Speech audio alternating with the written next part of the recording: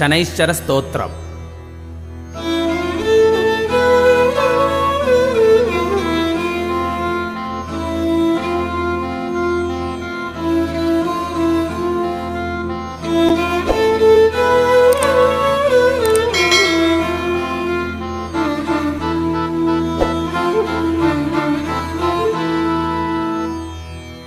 कोणोऽन्तको रौद्रयमोऽथ बभ्रुः कृष्णः शनिः पिङ्गलमन्दसौरिः नित्यं स्मृतो यो हरते च पीडां तस्मै नमः श्रीरविनन्दनाय।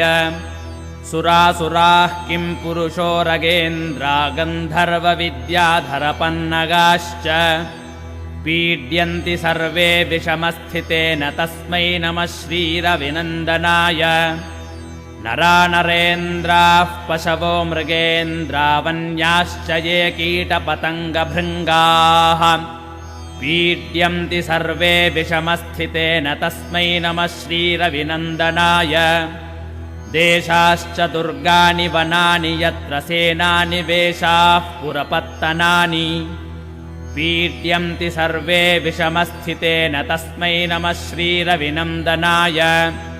तिलैर्यवैर्माशगुडान्नदानैर्लोहेन नीलाम्बरदानतो वा प्रीणाति मन्त्रैर्निजवासरे च तस्मै नमः श्रीरविनन्दनाय।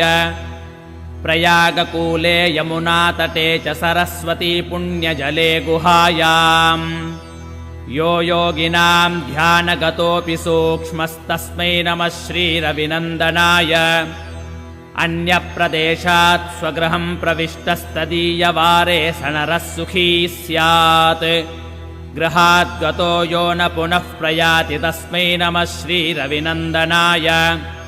स्रष्टा स्वयंभूर्भुवनत्रयस्य त्राता हरीशो हरते पिनाकी एकस्त्रिधा ऋग्यजुः साममूर्तिस्तस्मै नमः श्रीरविनन्दनाय। शन्यष्टकं यः प्रयतः प्रभाते नित्यं सुपुत्रैः पशुबान्धवैश्च पठेत्तु सौख्यं भुवि भोगयुक्तः प्राप्नोति निर्वाणपदं तदन्ते। कोणस्थः पिङ्गलो बभ्रुः कृष्णो रौद्रोऽन्तको यमः सौरिः शनैश्चरो मन्दः पिप्पलादेन संस्तुतः। एतानि दश नामानि प्रातरुत्थाय यः पठेत् शनैश्चरकृता पीडा न कदाचित् भविष्यति।